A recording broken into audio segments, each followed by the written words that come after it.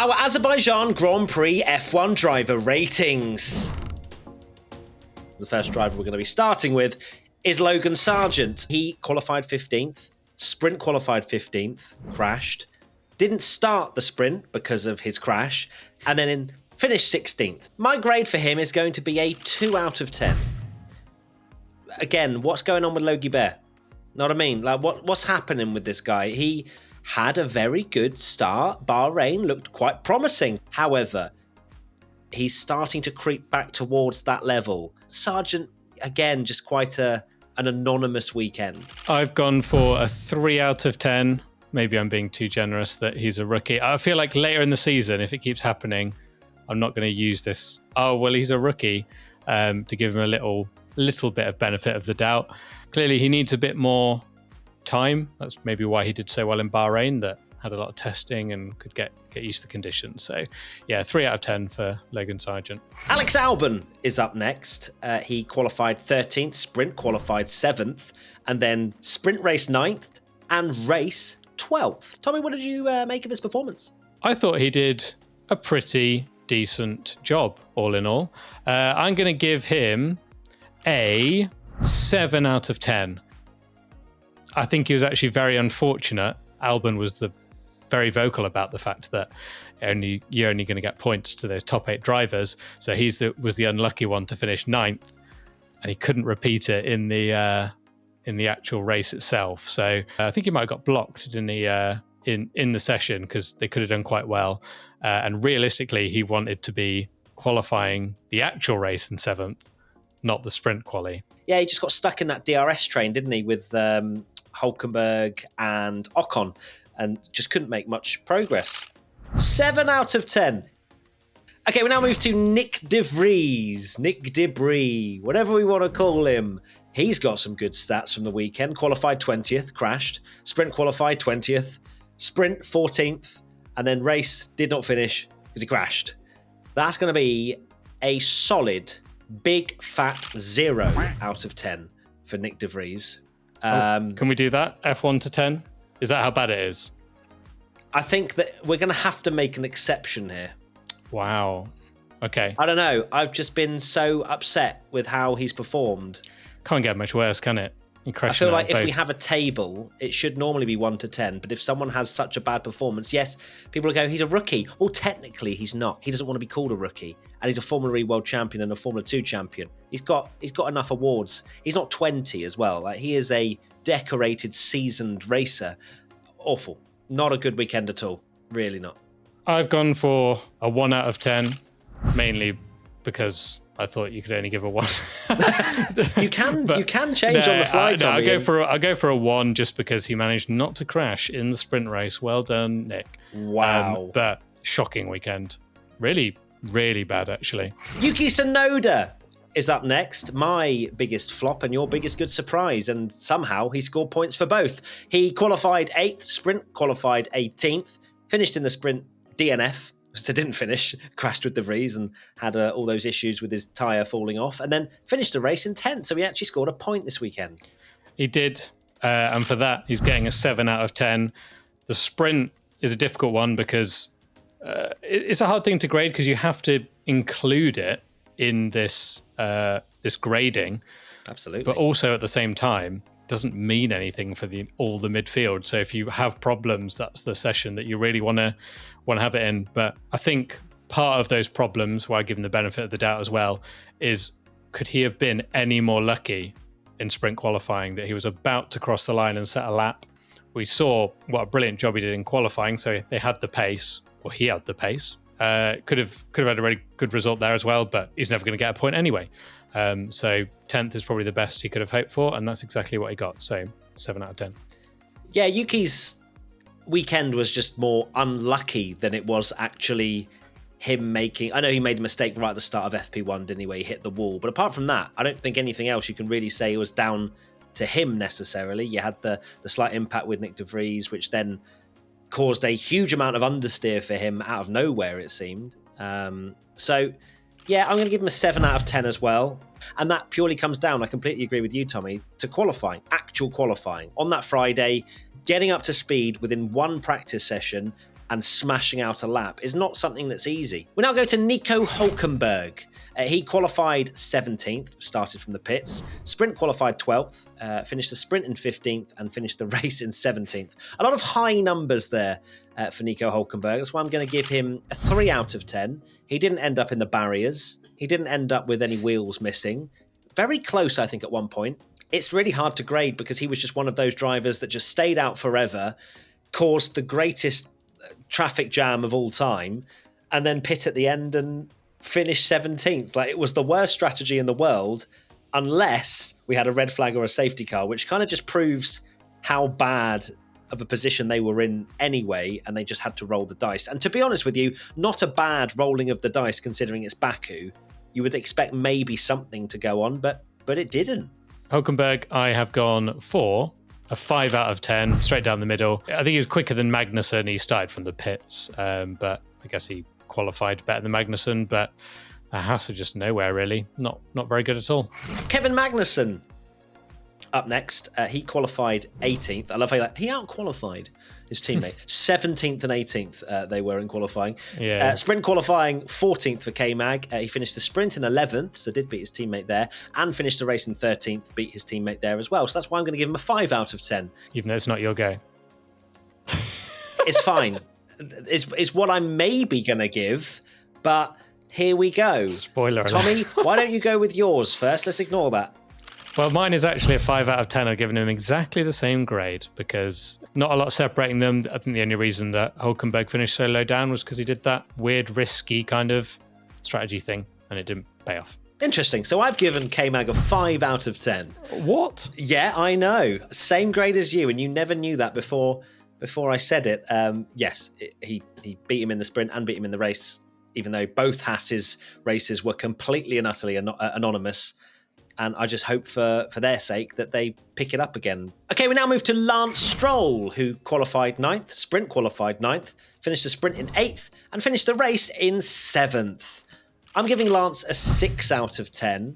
It did seem like towards the start of the race, the main race that is, that he was kind of sticking with Alonso and in that sort of pack. But when you look at how far he finished behind Fernando at the end of the race, he was half a minute behind his teammate. And also, Fernando Alonso's sending him terrible brake balances, so he's still having to manage that part. Yeah, I've also gone for a 6 out of 10. Realistically, the worst they can kind of hope for is 8th, because they are now in that kind of top teams. Stroll finished essentially 8th and 7th in the races, so almost the kind of back of where his team should be and a long way behind his teammate. So 6 out of 10. Okay, we now go to Fernando Alonso, who qualified 6th, sprint qualified 8th, finished the sprint in 6th, and finished the race in 4th. I've gone for an 8 out of 10 for Fernando. A good performance. I think actually the result, he'd have absolutely taken that result because Aston didn't seem particularly on the pace, but a good result in the end. 4th, I think he'd absolutely taken at the start of the weekend, especially with all their DRS problems. Absolutely. I'm going to give Fernando a 9 out of 10. I think that the way in which he managed those DRS problems to the best of his ability was impressive. And also the fact that he finished 0.7 of a second behind Charles Leclerc at the end of that race. 1 or 2 more laps, and he's getting another podium in that Aston Martin. So I feel as though Aston weren't really there, and to beat your teammate by half a minute may well lean towards Lance not performing well, but also you have to give credit to Fernando. As we now go to Valtteri Bottas. He qualified 14th, sprint qualified 17th, finished the sprint in 16th, and finished the race in 18th. 1 out of 10, Valtteri. What are you doing? What is actually happening in Valtteri Bottas's career? Okay, I need him to just come into the press and go, look, I'm doing a Kimi. I'm having a great time. I'm getting haircuts that I want. I'm turning up. I'm driving fast cars, but I don't really care where I finish. Because that is the feeling I'm getting right now. Valtteri Bottas, can we not forget, is a man that out-qualified Lewis Hamilton on his day a handful of times. He was incredibly good. But to now be outperformed consistently by Zhou Guanyu, who is new to the sport, isn't good enough for Valtteri Bottas. I've gone for a 2 out of 10, and I've just seen in the drive rating sheet that I've made, that is his third 2 out of 10 from me in a row. He's had an absolute stinker since that first race in Bahrain. Very, very poor from Valtteri, it has to be said. Let's go to his teammate now, Zhou Guanyu. As I said, qualified 16th, sprint qualified 16th, finished the sprint in 12th, and then DNF'd due to a car failure in the main race. I have gone for a 5 out of 10, straight down the middle. Classic kind of midfield car where you don't really see him a lot. And I think he was unlucky to retire. He was ahead of Bottas, but not much to shout about for Alfa Romeo at the moment. They're having a tough old time. Yeah, I'm going to give Zhou a 4 out of 10. Again, I'd like to see more from the team as well as the drivers as well. I think Zhou is doing a great job beating Valtteri. As I've said, this man has a decent track record, good statistics, and the fact that Zhou is on his level and beating him is great. As we now turn our attentions to Oscar Piastri in the McLaren. Qualified 10th, sprint qualified 11th, sprint 10th, race 11th. He loved a 10th and an 11th this weekend, but unfortunately got them the wrong way round to score any kind of points. I'm going to give Oscar a 6 out of 10 because I think that, comparatively speaking, doing a good job compared to Lando.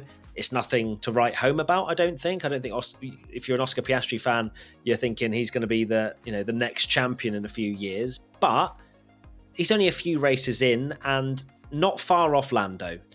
I've also gone for a 6 out of 10. The 6 out of 10 grade for me is like solid job. Not incredible, not amazing, but certainly not bad. And I think it's a respectable performance. I think Oscar Piastri has held his own pretty well. Not on Lando's level, but I don't think he was expected to be at this point in time. Solid 6 out of 10. Let's move on to his teammate, Lando Norris. Qualified 7th, sprint qualified 10th, finished the sprint in 17th, and finished the race in 9th. I have gone for a 9 out of 10. Amazing qualifying. All he could really hope for is being back, him being back in his best of the rest slot that he's kind of occupied for a lot of last year. The only kind of bad mark when you look at that, the results he's had, is 17th in the sprint, but it was essentially a practice session for him. Now, I am downgrading him 8 out of 10 for Lando, just purely because he did sprint qualify 10th. He's not 1 or 2 DNFs and all of a sudden that is a point. So for me, the soft tyre wasn't the right choice. It was a gamble. It went the wrong way, finishing 17th. That has to be, we can't just ignore that in my opinion. So that's why I'm going to go with an 8 out of 10. But the qualifying for the main race was amazing, and also finishing in 9th. He did all he needed to do to get that maximum slot because, as you say, he was not troubling the top 4 in the main race. So 8 out of 10 for me for Lando, and back to where he belongs, I would say. We now go to Pierre Gasly. He qualified 19th because he crashed, sprint qualified 19th, sprint 13th, and the race 14th. I'm going to go with a 3 out of 10 for Pierre Gasly. Not a good weekend. No points for Pierre Gasly. Doesn't really belong in that position. It's just, again, a weekend. There's a lot of weekends to forget for drivers in Baku, for sure. Yeah, I've gone for a 3 out of 10 for Gasly. You can't blame him for the fire he had in qualifying, but then, in practice, fixed the car and then he smashed it straight in the wall and then just didn't look particularly very good. I mean, Alpine did look bad. Gasly, just a really poor weekend for him and Alpine, so 3 out of 10. Yep, we now go to Esteban Ocon, who qualified 12th, sprint qualified 13th, but started from the pits. He then finished the sprint in 18th and finished the race in 15th. Alpine nowhere. It's going to be another 3 out of 10 for Esti Besti. It's just gonna be a weekend that Alpine want to delete from the history books. No points for Alpine is a big hit, I'd say. Yeah, shocker. I've gone for a 5 out of 10 for Ocon. Unfortunately, he had the pit lane start for the whole weekend, basically, by changing parts. So that kind of screwed any chance he had of doing anything good, but his pace was better. Yeah, to be fair, editor changed that to 4 out of 10. Thank you very much. I'm going to give Esteban Ocon a 4 out of 10. I just realised, I was like, that's the same as Pierre, who binned it. That's probably not fair. We now go to Lewis Hamilton. He qualified 5th, sprint qualified 6th, finished the sprint in 7th, and finished the race in 6th. It's going to be a 7 out of 10 for me for Lewis. He did a pretty good job in qualifying to get that up to 5th, considering was lacking quite a bit of pace. But yeah, just didn't seem to be able to make much progress in that top 8 sphere that we've got currently in Formula One, and beat his teammate quite comprehensively, but obviously George did pit for fastest lap. So yeah, 7 out of 10 I think is fair. I can't remember a more anonymous weekend for Lewis Hamilton. I've gone for a 7 out of 10. It was a solid drive. I think he had the pace to beat Carlos, but the DRS was too short, and he's in a terrible Mercedes. Well, not terrible Mercedes, but the straight line speed of the Mercedes is woeful. So 7 out of 10. We now go to George Russell. Qualified 11th, finished sprint quali in 4th, finished the sprint in 4th, and finished the race in 8th. I've gone for a 6 out of 10. George had the great sprint race, but I think it's of all the things you want, you want the main race to be qualifying 4th and the sprint 11th, really. That's where the bigger points are made. So I've gone for a 6 out of 10 for George. I'm going to go with a 7 out of 10 for George. As much as he did qualify 11th, he was 4 thousandths of a second behind Hamilton in 10th in that particular session. So got, I would say, a little bit unlucky. He wasn't far off Hamilton, had a great sprint, so I feel like it does kind of even itself out. We now go to Carlos Sainz. Qualified 4th, sprint qualified 5th, finished the sprint in 5th, finished the race in 5th. Loves a 5th this weekend. And I'm also going to give him a 5th out of 10. But he fell away almost immediately, finished 20 odd seconds behind Charles Leclerc, 25 seconds just under, which is not good enough, really. If you want to be not only challenging for world titles, world constructors championships, but also now fending off Aston Martin and Mercedes as well for this fight for second. I just don't think it was really good enough considering what that Ferrari could do in the hands of Charles Leclerc. I've gone for a 6 out of 10. It's a solid performance, but not spectacular. I think the result flatters him a little bit, actually, when you look at where he finished. But he picked up points, so he didn't have a disaster. But I think Ferrari were the second best car that weekend. So you've got to think that you should be finishing 4th, really. Let's speak about Charles Leclerc now. Qualified 1st, sprint qualified 1st, finished the sprint in 2nd, finished the race in 3rd. I have gone, hear me out, 10 out of 10. A perfect grade for Charles. I'm so glad. I just don't glad think you said it. I saw you change to a 9 the sheet, thinking, am I being a fanboy? That's literally what I was going in my head. I was looking at going, was it a 10? So I changed it to a 9 and you said it. I'm 10. like, yes, thank you. What more can he do? He was never going to have the race pace to beat them. Obviously, was fortunate that Verstappen had a hole in his car to, otherwise he probably would have been beaten in the sprint, but he still would have been 3rd. And I don't think he could have got any more out of it. And I can't even downgrade him for the little tap into the wall at the end of sprint quali, because it didn't really matter. I've also gone for a 10 out of 10. Yes, come on. I'm not the only one here giving him a 10. He's putting this car in positions that sometimes it shouldn't be there. He did an amazing job this weekend, and I will not hear any slander. Thank you very much. We now go to the first of the Red Bulls and the one that finished first, Sergio Perez. He qualified 3rd, qualified 2nd after sprint quali, 1st in the sprint race and 1st in the race. A double victory. An amazing performance from Checo, and it is a 10 out of 10 from me. It was a faultless performance. He got ahead. He got a little bit lucky in the safety car. Perez, again, just like we saw in Saudi, in the lead. Max couldn't make any impression on him whatsoever. Oh, this is a really difficult one because... Give him a 10. It's a 9.5 for me because I can't give him a perfect 10. It wasn't a perfect, masterclass. We'd have never known what would have happened if Max hadn't been screwed by the safety car, but it's still a brilliant performance and just showed that he's, can challenge, particularly on a street track. So I'm going to give him a 9. Double race win and you're giving him a 9. That is absolutely disgusting. I mean, we've given people 9 out of 10 before for pole and win. Interesting. Let's see how social media takes that one. As we now go to the final driver, Max Verstappen. Qualified second, sprint qualified third, finished the sprint in third, finished the race in second. Let me guess, 10 out of 10, Tommy? I've gone for an 11, actually. No, I've gone for an 8 out of 10. I think he may have won the race, had the safety car, but Checo was incredibly quick.